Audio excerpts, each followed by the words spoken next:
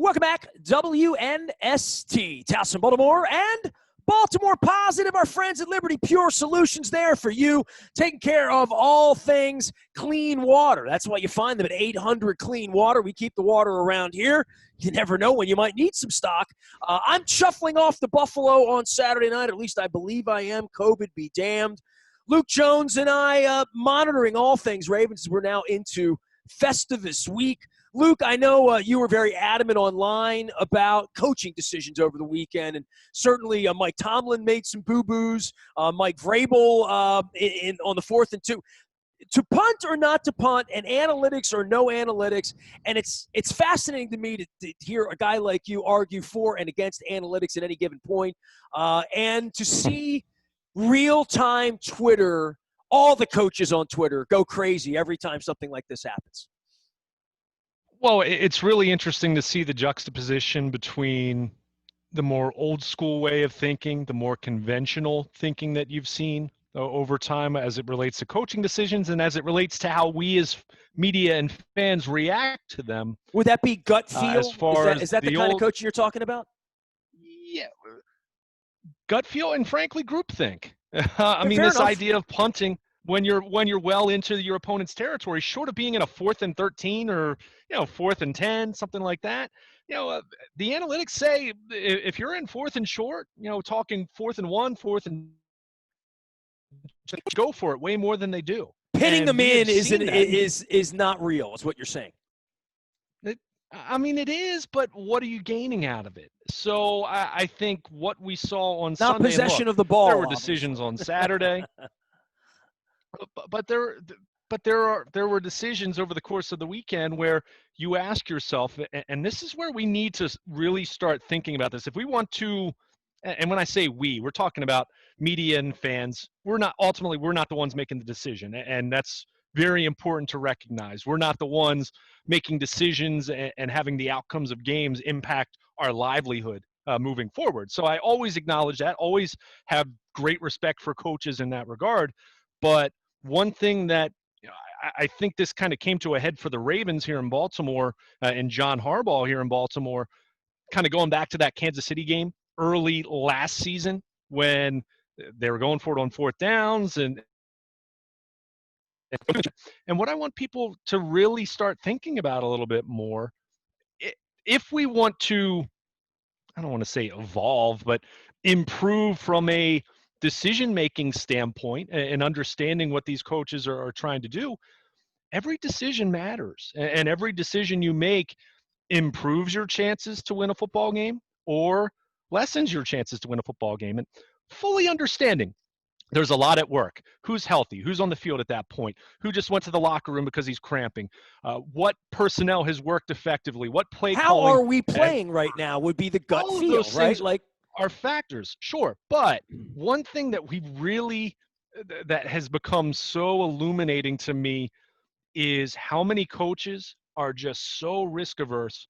And for whatever reason, we equate prolonging the game and playing with overtime as though that's winning.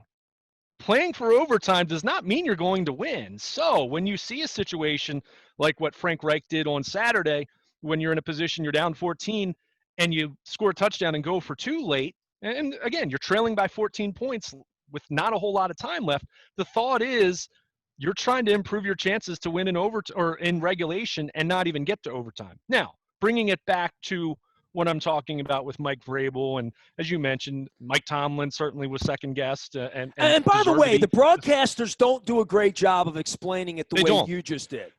They braze over it, and generally they're old school. I was going to call them old and white, but that's a baseball thing. They're old school, whoever they are, because we've all been ingratiated to these decisions and pinning them in. And yeah, you punt from the 38-yard line because you don't have a kicker that can make a 55-yard field goal. Well, whatever that thing is. And when we kicked the 52-yard field goal, I started to get nerdy with you. I started pinging you on Twitter and somebody sent me the chart. And by the way, I could hold this up or I could actually bring it up on the Zoom, but 52 yards is the field goal that's the worst percentage because it's the one that they try the most. because at the 35, it makes you 52. It makes you try it. So there's more 52s and there's more missed than there are 53s or 51s, strangely enough. But I looked at that chart and I started to think to myself, how many people have the balls to kick a 52-yard field goal or 55 or 57 or whatever it is? That's not 3 seconds left in the game, some Tom Dempsey shot. I'm talking about a decision to do it that, believing in your kicker. I mean, how many kickers make 50-plus field goals in this league? Usually there are 3 or 4 or 5 guys in any year over the last 25 years that you'd say, I think that guy will make it, and if he's in Denver, maybe more. But all of these percentages have been weighed out. The guy who sent me the chart was the last 10 years of field goals, percentages of field goals from any distance, what the numbers were. And there's so many numbers that it really does come down to, do I think my kicker can make it? Is my punter better at pinning them in? Do I feel better about my defense right now? And all of that happening in real time on Ian Eagle and Charles Davis, the coach has to make the decision, and then we sit here 3 days later and think about it when they've been role-playing this. They do this in May and June, right? Like, they role-play these war strategies all year long. This isn't something that John just goes through with 8 minutes left on the clock, right? I mean, Vrabel has contemplated that, and Tomlin have contemplated that decision for all of their lives as well, right? The good coaches have. I'm not so sure all coaches are doing as much as they should be and have all the information to make those decisions. So, again, as I said, we look at the scoreboard and we always look at it in real time as though the scoreboard is going to remain that way. And that's making the assumption that you're going to score, say you're down 10 points, you're going to score a touchdown and a field goal, but that also means what? You're having to make stops multiple times and prevent the opponent from scoring. So, again, I'm talking about it in kind of a universal standpoint. Bring it back to what happened in the fourth quarter. As you mentioned, Justin Tucker misses the 52-yard field goal. Him trying a 52-yard field goal is different than looking at that in a vacuum, looking at the It is a 59.6% kick. There you go. But it's much higher for him because for him, he's the for him, greatest it's probably kicker an of all 80, time. right? Sure, Okay, sure. And that's always something to consider when you're talking about going for 2 compared to kicking an extra point. You have teams like the Ravens, presumably, although, off the top of my head, I can't remember what their 2-point conversion success rate is this year, but based on the fact that they have the running game they have and based on the fact that they have Lamar Jackson, they're a team that should go for 2 more frequently. Why? Because when you go for 2, as opposed to kicking extra points, what does your success rate need to be to justify going for 2? Over 50%, right? Or right around 50%. You think of extra point. Why? Because if you get 1 out of every 2, that's 2 points anyway. So you're making up for kicking extra points. And extra points now, having moved back, are not 100% or anything, or they're not close to 100%. Is getting 2 yards at the end zone, is that a 50% play? I mean, depends on the team, but but that's also what you need to decide as an organization, as a coaching staff, as an analytics staff, to look at how you do and figure that out. So, okay. Getting back to specifically what we're talking about. We're allowed to nerd it out. It's the playoffs. We can't talk about this next week, man. I'm adding some context into the decision now. No, Justin Tucker misses the field goal. If you're Tennessee right there, you're thinking, wow, we have an opening here. The greatest kicker in NFL history just missed a 52-yard field goal. We're down 4 points with, at that point, there was a little over 12 minutes to go. So if you're Mike Vrabel and you're the Titans, you're thinking, hey, this is our chance, right? So they get a first down. Tannehill throws the ball to A.J. Brown on 2nd and 10. They're just past midfield. Derrick Henry, who had not done anything on the ground all day against a Ravens defense that just had just a tremendous showing, a tremendous effort to slow him and to keep him a non-factor. He gains 8 yards on 1st and 10. Remember, that was the one he almost busted. I think it was, what was it, Derek Wolfe just kind of grabbed him by the ankle and got him down, because it looked like that was going to be one of Derrick Henry's 30-yard runs where he was about to move into the next year. Off. Yeah. So instead, it's an 8-yard gain. It's 2nd and 2 from the 40-yard line. We haven't even gotten to 4th and 2 yet, Nestor. So think about this. 2nd and 2. Why would you not give it to Derrick Henry again when he just had his best run of the day? Albeit only 8 yards, but still. They throw incomplete on a deep ball. All right. 3rd and 2. Derrick Henry, 2,000-yard rusher, right? You should be thinking at this point on 3rd down, right now, you should be thinking this is 4-down territory. We're going to go for it because you just open up the possibilities. How many times did we see, especially go back 2 years ago, when Lamar Jackson and this offense, we talked about how it was like bumper pool, right? You talked about it was like the electronic football where they were just, really, really run heavy. How many times did we see that team run when they would be on the opponent's side of the field? It would be 3rd and 8, 3rd and 9, 3rd and 10. And how many times did we see them run the football? Now, in many of those instances, they might have been thinking, yeah, we're going to put ourselves in a little bit better field goal range. Or if we get 8 yards on 3rd and 10, we're going to go for it on 4th and 2. So again, that's why you need to be thinking about these things, planning them throughout the week so you're prepared. So your play caller knows that, okay, 3rd and 2 from the 40-yard line, we're going to go for it, right? So that opens up my menu of plays a little bit more. So Tannehill throws incomplete, intended for Jonnu Smith. Deshaun Elliott with the big hit there. It's 4th and 2. By the way, you talk about play calling. Arthur Smith's like showing off, right? Like he's trying to get a job. Well, on 2nd and 2, trying to cut the Ravens' throat, like literally on 2nd and 2. That's him showing off, right? Right? Literally. I don't think he's thinking about getting a job at that point. He's thinking about wanting to get a first down and winning a game and understanding what goes with that in the big picture if you're an offensive coordinator that has aspirations of climbing the coaching ladder. Handing the ball off to the 265-pound running back. So conservative. And again, what are you doing here? And it's funny, Nestor, if you actually go back, if you recall the 4th quarter in Baltimore in Week 11, Tennessee was driving, and they had a similar 4th and short situation, and they had a couple plays where they did not give the ball to Derrick Henry, and they ended up settling for a short field goal. And that was a mistake that I thought, even though they won the game, I thought that was a bad decision by Mike Vrabel in that instance. But it's 4th and 2. You have a little over 10 minutes to go. You're at your opponent's 40-yard line, and you punt the football? Really? What are you really gaining out of that? And look, I know Vrabel was asked about it after the game, and he said, well, I felt good about my defense. This was a terrible defense in Tennessee this year.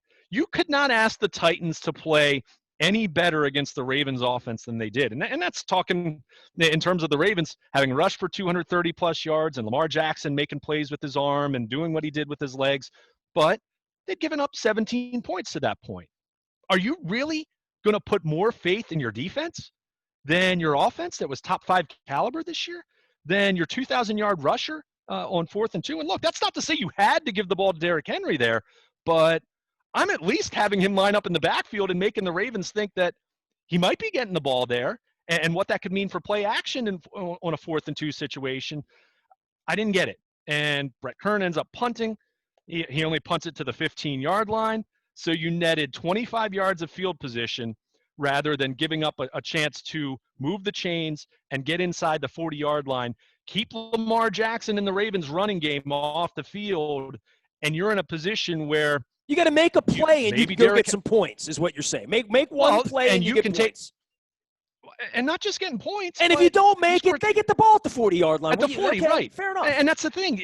So you ended up punting. You get a 25-yard net punt to the 15, and the Ravens run 2 plays, and guess what? They're at their own 36 already.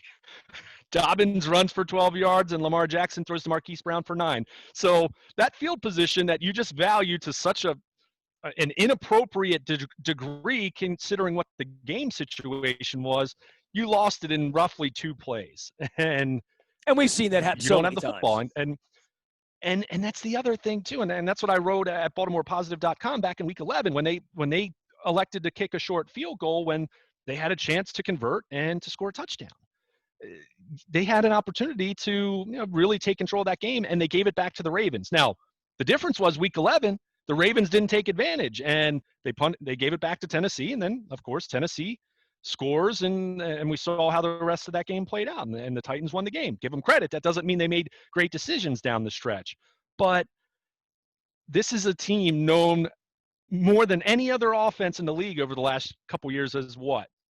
Long, sustained drives where they can just crush your soul. If you give the Ravens a lead in the fourth quarter when their running game is going right, they crush your soul. They take your soul. Your chances of losing the football game diminish to a dramatic degree because they're just going to keep it away from you. So Vrabel elects to punt on 4th and 2 from the Ravens 40, and the Ravens end up keeping the ball for, what was it, roughly 5 minutes, I think it was. The drive was actually 5 minutes 41. So, and then Justin Tucker converts on a 51-yard field goal to make it a 7-point game. So that was just absolutely the wrong thing to do. I'll say it till I'm blue in the face.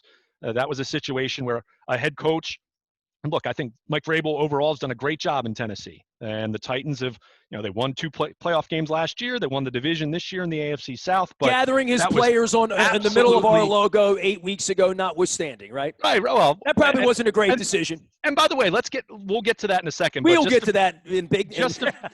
But just to finish my point, there is a perfect situation that a head coach did something that is, and look, that's conventional thinking for decades. When you're talking about football, Belichick would have done that, right? Play field position, pin them back. No, you go for the first down there because your defense has already played above its head, quite frankly, considering what they were statistically. And are you really going to trust that they're going to make stops and you're going to get the football back? The chances of that happening compared to converting a 4th and 2 and keeping with Derrick Henry, by the way. Like I said, you didn't even have to give the ball to Derrick Henry. Dude, I got to write a book because, Harbaugh's brother threw the ball 4 times at the 1-yard line. Like, these are the decisions that you look back and you say, all right, they are the differentiators between winning and losing. I mean, look at that Lamar play, right? Like, that one play where Lamar broke if that play doesn't happen, I'm not sure we're talking about going to Buffalo today. Yeah, you never know. And as much as, we try to pick apart one official's call, whether it's an offensive pass interference call or one that's not called early in the game, every play in a football game impacts what happens after that. So that's where you can't just go back to just one specific play and say, oh, that cost them the game. It's never the same novel after that. Yeah, right? Exactly. I mean, things will change. Play calling will change based off of that. So I still look at that as just what was a colossal missed opportunity. And as much as John Harbaugh got criticism for the 2 4th and 1s that the Ravens went for in last year's playoff game, Mike Vrabel punting on 4th and 2 from the Baltimore 40, way more egregious than either of those unsuccessful, albeit correct decisions that John Harbaugh made, in my opinion, on those 4th and 1s last year. Again, you don't just base a decision on the result. You base it on the process and knowing what the information is, knowing what your win probability is going to be. And look, that sounds really nerdy and people will scoff at that. And look, that doesn't mean it works out every time. As I mentioned, Tennessee won that game in week 11. I think Mike Vrabel absolutely made the wrong decision to kick a short field goal in the fourth quarter rather than go for it on 4th and short. So it doesn't mean that those decisions ultimately are the deciding factor either, but they're part of the equation. And that's why coaching matters. And that's why I think Mike Vrabel did the Ravens a solid when he decided to punt on 4th and 2 rather than go for it. And then you give the Ravens all the credit in the world because they took the ball back and they held it for nearly 6 minutes and they kicked a field goal and they're up by 7 points and then sent their defense back out there to finish the game. Here's Luke Jones. He is Luke at WNST.net. He'll be roaming around the Owings Mills Zoom rooms here this week, and I will be roaming around Buffalo and shuffling off to Buffalo on Saturday night as the Ravens, the unlikely upstart Cleveland Browns, have sent the Ravens up to Buffalo instead of going to Kansas City this week. We're trying to figure out both of these things. On Lamar and just for where his star is and taking the whammy off of him and the rest on him, that's probably the biggest story in the end, right, is that all the teammates said this was Lamar because Lamar's the one that has to live with not winning a playoff game. It's not that Marlon Humphrey doesn't win playoff games or Ronnie Stanley or Orlando Brown or anybody else. It's all on Lamar. And I guess that's the way it is when you're the MVP of the league, right? I mean, same reason the Mahomes better not take a dirt nap this week to the Browns, right? Yeah, I mean, that goes with the territory. And look, lots of the criticism of Lamar Jackson has been ridiculous. Some of it has been completely fair. And I think it was interesting to kind of note that Lamar Jackson just turned 24 a few days ago. So maybe a little bit of perspective, and not maybe, definitely a little bit of perspective in order in how we talk about this and how we judge quarterbacks and how we define quarterbacks. And it was noted earlier this week, and I noted it at BaltimorePositive.com and some of my writing.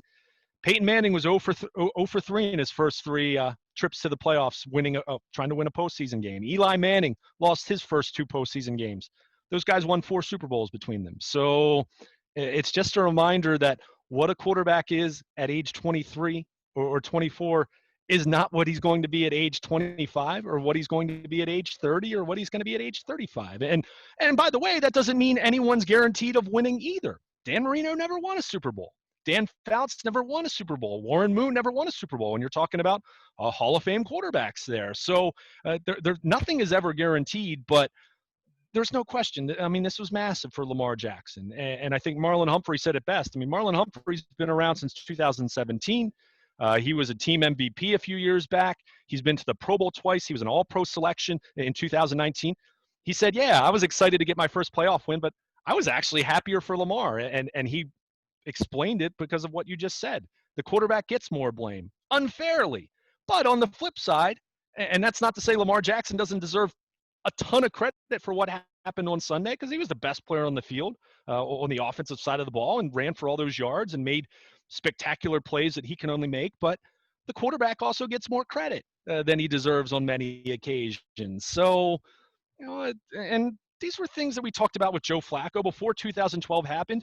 We asked over and over and over again, can Joe Flacco lead the Ravens to a Super Bowl? And many people thought no until it happened. And then after that, people still wanted to be skeptical about it. So the narrative now shifts from, can Lamar Jackson lead the Ravens to a playoff win? Can Lamar Jackson lead the Ravens to a double-digit deficit comeback victory? Yeah, he can, because he just did it. Now it becomes, can Lamar Jackson do it again? Can Lamar Jackson lead the Ravens to a Super Bowl? The answer is yes. That doesn't mean it's going to happen this year, but Sunday was a reminder of, as much as we do talk about the playoffs being different and understanding that what happened in the regular season does not mean it's going to happen in the postseason, at the end of the day, it is still just going out there and playing football. And it's a matter of being able to play with composure and to not panic and to not think, here we go again, after you're down 10-0 late in the first quarter. And we saw Lamar Jackson do all those things. As I mentioned in our previous conversation, the 3rd and 7 completion to Mark Andrews to close the first quarter, go back and look at that throw. That throw was every bit as great as throws that Patrick Mahomes makes or throws that Tom Brady's made or throws that Joe Flacco made back in the day. That was a fantastic play by the quarterback, rolling out to his right and throwing the ball down the field for a big gain to move the chains and to calm his football team down when they were down by 10. And, people were thinking it deep down, here we go again. Is this going to happen again to us? So he played with great composure.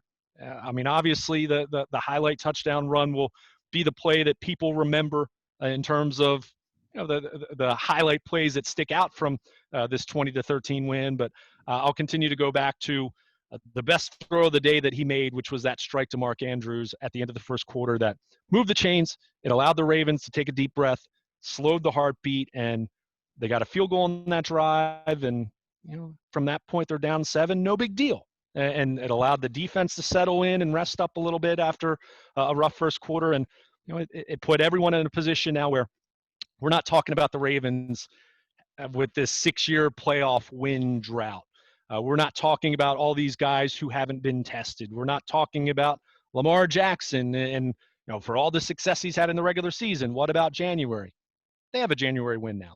Now the pressure doesn't subside. It changes. It shifts. They pretty much had one last year, by the way, too, right? I mean, you know what I mean? When you get the bye, that was kind of my point at the beginning of all. Sure. I went to bed on Sunday night and I thought, oh man, they're right where they were last year, except they're on the road and they're an underdog. And now they're better tested than they were a year ago. So you have that under your belt. So, but you're absolutely right, and that was the point of what I wrote at BaltimorePositive.com, that what they were able to do on Sunday put them right back in a position where they were 365 days ago, and that means they're a totally legitimate, right there with everyone else, Super Bowl contender. That doesn't mean they're going to win. That doesn't mean I'm guaranteeing a victory in Buffalo. That doesn't mean if they beat the Bills, they're going to go to Kansas City and beat the Chiefs, because we know what that history is. Are you saying the Browns can't win in Kansas City? Or are you going to say I'm not that saying later that, in the week? but we'll see if that. I'd be surprised. Let's put it that way. Dude, how about this, man? We win on Saturday night, right? We're feeling good. You and I are doing radio Sunday morning. I fly back from Buffalo. We're going to be the world's biggest Cleveland Browns fans once. Go figure. What That'll a be time weird. to be alive, right? I mean, hey, give them credit. I mean, in all seriousness, and look, there's more focus on what happened with the Ravens this weekend, and as there should be here in town. But what Cleveland was able to do without their head coach, I mean, I kept thinking over the course of, especially the first half, where, I mean, things are just nuts. And I'm thinking, okay, what's the over/under on number of drinks that Kevin Stefanski's had now? Is he shotgunning beers? Is he opening up some bourbon and having a couple glasses?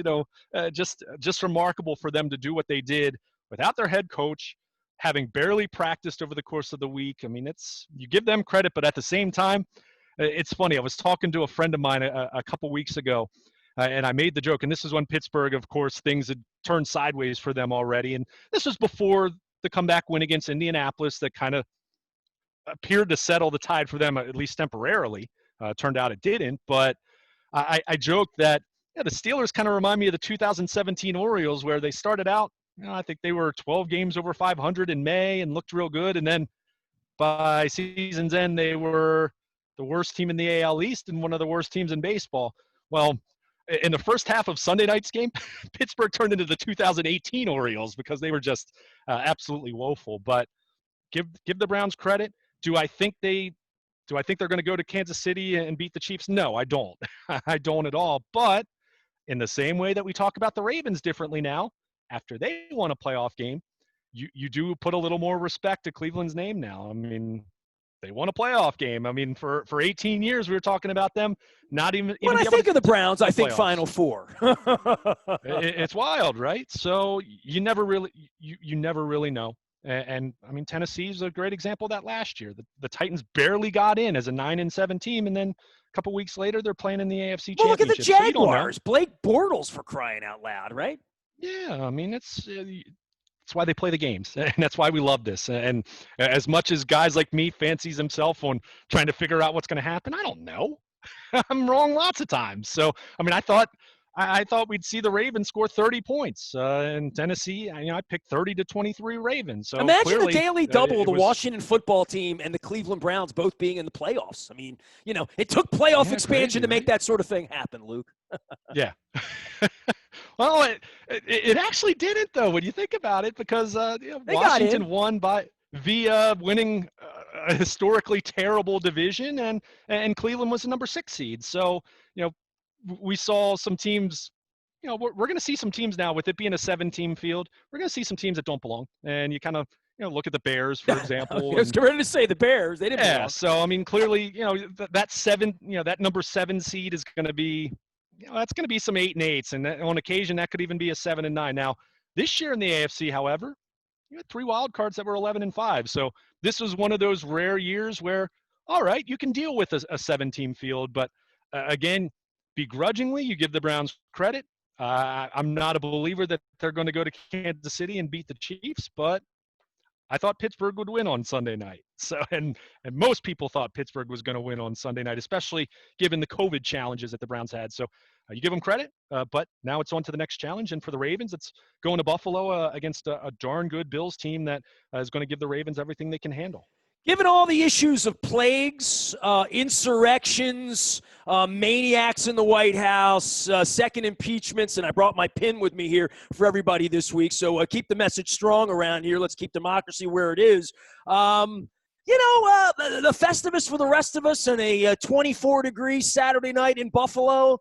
I'll take it, Luke Jones. I'll take it this year. I mean, this is better than the alternative of taking the taking the dirt nap the way that 6 other teams did over the weekend. So for us, move on, 8 teams, 4 games this weekend. Luke's going to be out and about in Owings Mills and Zoom press conferences. I'm going to be around all week following Democracy, along with former Baltimore County Executive Don Moeller. You can find all of our work. We've done some incredible work this week. Talked to Calvin Ball down in Howard County. We've talked to Stuart Pittman in Anne Arundel County. Spent some time with Johnny O in Baltimore County. Also spent some time with Adrian Jones down in Annapolis, who was our Speaker of the House, talking about safety and other issues in Annapolis right now during a week of consternation here in America. So we've got it all covered. You find it all at BaltimorePositive.com. You can find me, Nasty, at WNST.net or Ness at BaltimorePositive.com. From Facebook and Twitter and LinkedIn and all over the internet, we are WNST.net, AM 1570, Towson, Baltimore. And we never stop talking Festivus for the rest of us in Buffalo here at WNST.